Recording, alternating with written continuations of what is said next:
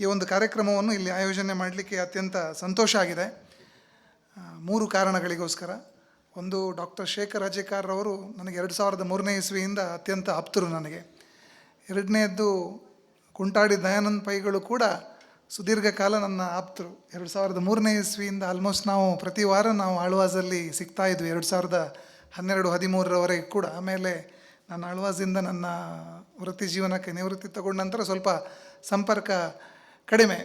ಮೂರನೇದ್ದು ಸಂತೋಷ ಆಗಲಿಕ್ಕೆ ಆದಂತಹ ಕಾರಣ ಎಂತ ಅಂತ ಹೇಳಿದ್ರೆ, ನನ್ನ ಗುರುಗಳು, ನನ್ನ ಮಾರ್ಗದರ್ಶಕರಾಗಿರುವಂತಹ, ನನ್ನ ಬದುಕನ್ನು ನಿರ್ಮಾಣ ಮಾಡಿದಂತಹ ಡಾಕ್ಟರ್ ಮೋಹನ್ ಆಳ್ವ ಅವರು ಈ ಪ್ರಶಸ್ತಿಯನ್ನು ಪ್ರದಾನ ಮಾಡ್ತಾ ಇರುವಂಥದ್ದು ಕೂಡ ನನಗೆ ಅತ್ಯಂತ ಸಂತೋಷ ಕೊಟ್ಟಂತಹ ವಿಚಾರ.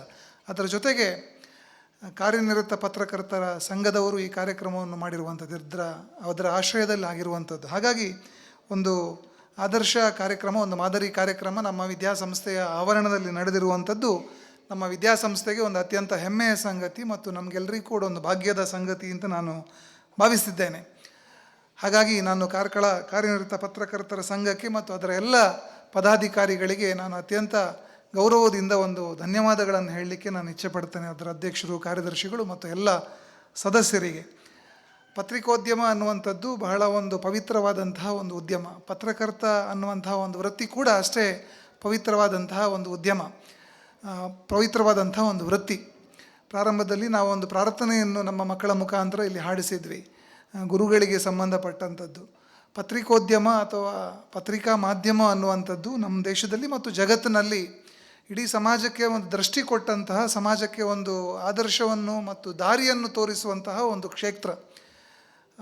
ನಮ್ಮ ಇಡೀ ಸಮಾಜದ ಇತಿಹಾಸವನ್ನು ತಗೊಂಡ್ರೆ ಎಲ್ಲ ಹಂತಗಳಲ್ಲಿ ಕೂಡ ನಮ್ಮ ದೇಶಕ್ಕೆ, ನಮ್ಮ ಸಮಾಜಕ್ಕೆ ಒಂದು ದೃಷ್ಟಿಯನ್ನು, ಒಂದು ದಾರಿಯನ್ನು ತೋರಿಸಿಕೊಟ್ಟಂತಹ ಕ್ಷೇತ್ರ ಪತ್ರಿಕಾ ಕ್ಷೇತ್ರ.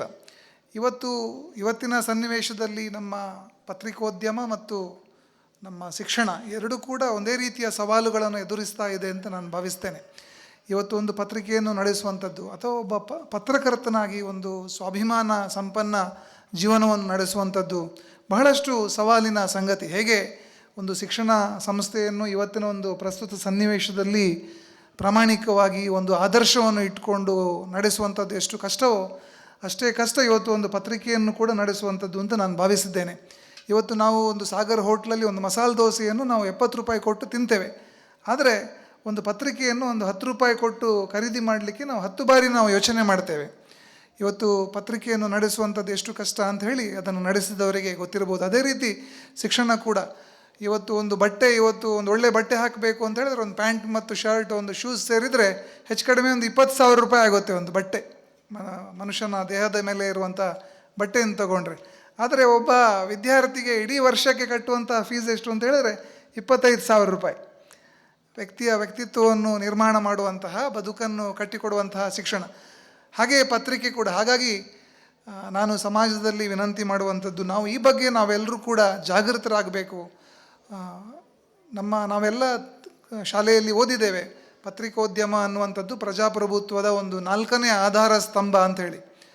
ಸೊ ಅದು ನಿರಂತರವಾಗಿ ಅದು ಉಳಿಬೇಕು. ಪತ್ರಿಕೆ ಜಾಗೃತವಾಗಿದ್ದರೆ, ಉದ್ಯಮ ಪತ್ರಿಕಾ ಕ್ಷೇತ್ರ ಪ್ರಭಾವಿಯಾಗಿದ್ದರೆ ದೇಶ ಚೆನ್ನಾಗಿ ನಡೆಯುತ್ತೆ, ಸಮಾಜ ಚೆನ್ನಾಗಿ ನಡೆಯುತ್ತೆ. ಇಲ್ಲಾಂದರೆ ಸಮಾಜದ ಆರೋಗ್ಯ ಕೆಡುತ್ತೆ. ಹಾಗಾಗಿ ಇಡೀ ಸಮಾಜ ಸೇರಿಕೊಂಡು ಈ ಒಂದು ಕ್ಷೇತ್ರವನ್ನು ಗಟ್ಟಿಯಾಗಿ ನಿಲ್ಲಿಸಬೇಕಾದಂಥ ಅವಶ್ಯಕತೆ ಇದೆ. ಪತ್ರಕರ್ತರ ಬದುಕು ಕೂಡ ಎಷ್ಟು ಕಷ್ಟ ಅನ್ನುವಂತಹ ಒಂದು ಭಾವನೆ, ಆ ಬಗ್ಗೆ ಅರಿವು ಕೂಡ ನಮ್ಮಲ್ಲಿದೆ. ಒಟ್ಟು ಕ್ಷೇತ್ರವನ್ನು ನಾವೆಲ್ಲರೂ ಸೇರಿ ಗಟ್ಟಿಯಾಗಿ ಕಟ್ಟಬೇಕಾದಂಥ ಅವಶ್ಯಕತೆ ಇದೆ ಅಂತ ನಾನು ಭಾವಿಸ್ತೇನೆ. ಪತ್ರಕರ್ತರ ಸಂಘದ ಎಲ್ಲ ಮಿತ್ರರು ನಮ್ಮ ಸ್ನೇಹಿತರು, ಎಲ್ಲ ಸದಸ್ಯರು ನಮ್ಮ ಸ್ನೇಹಿತರೇ ಆಗಿದ್ದೀರಿ. ನಾವು ಎಲ್ಲ ಕಾಲದಲ್ಲೂ ಕೂಡ ನಿಮ್ಮ ಜೊತೆ ನಾವು ಇದ್ದೇವೆ. ಸಮಾಜ ಕಟ್ಟುವ ಕೆಲಸದಲ್ಲಿ ನಾವೆಲ್ಲರೂ ಜೊತೆಗೆ ಸೇರಿ ನಾವು ಪ್ರಯತ್ನ ಪಡೋಣ ಅನ್ನುವಂಥ ಮಾತನ್ನು ಕೂಡ ಈ ಸಂದರ್ಭದಲ್ಲಿ ಬಯಸ್ತಾ ಇದ್ದೇನೆ. ಜೊತೆಗೆ ಇವತ್ತು ನಮ್ಮ ಜಿಲ್ಲೆಯ ಅನೇಕ ಜನ ಗಣ್ಯರು ನಮ್ಮ ಜೊತೆ ಇರುವಂಥದ್ದು ನಮಗೆ ಸಂತೋಷ. ಆಗ ಪ್ರಾರಂಭದಲ್ಲಿ ಮಾತನಾಡ್ತಾ ಹೇಳಿದರು, ಪತ್ರಿಕೆ ಅನ್ನುವಂಥದ್ದು ಅಪ್ರತ್ಯಕ್ಷವಾಗಿ ಸಮಾಜದ ಜೊತೆ ಹಾಸುಹೊಕ್ಕಾಗಿರ್ತದೆ ಅಂತೇಳಿ. ಈಗ ಎಷ್ಟು ದೊಡ್ಡ ದೊಡ್ಡ ಪತ್ರಿಕಾ ಕ್ಷೇತ್ರದ ಜನರು ಇದ್ದಾರೆ, ಅವರೆಲ್ಲೂ ಕೂಡ ಸಮಾಜದ ಮುಂದೆ ಬರೋದಿಲ್ಲ, ಸಮಾಜದ ಹಿಂದೆ ನಿಂತು, ತೆರೆಯ ಹಿಂದೆ ನಿಂತು ಸಮಾಜವನ್ನು ತೀಡುವಂತಹ ಕೆಲಸದಲ್ಲಿ ತಮ್ಮನ್ನು ತಾವು ತೊಡಗಿಸಿಕೊಂಡಿರ್ತಾರೆ. ಹಾಗಾಗಿ ತುಂಬ ಸಂತೋಷ ಆಗಿದೆ. ಮುಂದಿನ ದಿನಗಳಲ್ಲಿ ನಾವೆಲ್ಲರೂ ಸೇರಿ ಇಂತಹ ಒಳ್ಳೆಯ ಕಾರ್ಯಕ್ರಮಗಳನ್ನು ಆಯೋಜನೆ ಮಾಡುವ ಅನ್ನುವಂತಹ ಮಾತನ್ನು ಹೇಳ್ತಾ, ಇವತ್ತು ಸನ್ಮಾನಿತರಾದಂತಹ ಕುಂಟಾಡಿ ದಯಾನಂದ್ ಪೈ ಅವರಿಗೆ ಮತ್ತೊಮ್ಮೆ ನಮ್ಮ ರಾಜೇಶ್ವರಿ ವಿದ್ಯಾಸಂಸ್ಥೆಯ ಪರವಾಗಿ ಅತ್ಯಂತ ಪ್ರೀತಿಯಿಂದ ಗೌರವಗಳೊಂದಿಗೆ ಪ್ರೀತಿಯ ಗೌರವಗಳನ್ನು ಸಲ್ಲಿಸ್ತಾ ಆಗಮಿಸಿರುವಂಥ ಎಲ್ಲರಿಗೆ, ವಿಶೇಷವಾಗಿ ಶೇಖರ್ ಅಜಿಕಾರ್ ಅವರ ಕುಟುಂಬದವರಿಗೆ ಮತ್ತು ಎಲ್ಲರಿಗೂ ಕೂಡ ಅತ್ಯಂತ ಪ್ರೀತಿಯಿಂದ ಗೌರವಗಳನ್ನು ಸಲ್ಲಿಸಿಕೊಂಡು ಈ ಒಂದು ಕಾರ್ಯಕ್ರಮವನ್ನು ಇಲ್ಲಿ ಆಯೋಜನೆ ಮಾಡಿದ್ದಕ್ಕೆ ಮತ್ತೊಮ್ಮೆ ಧನ್ಯವಾದಗಳನ್ನು ಸಲ್ಲಿಸಿಕೊಂಡು ನನ್ನ ಮಾತನ್ನು ಮುಗಿಸ್ತಾ ಇದ್ದೇನೆ. ಜೈ ಹಿಂದ್.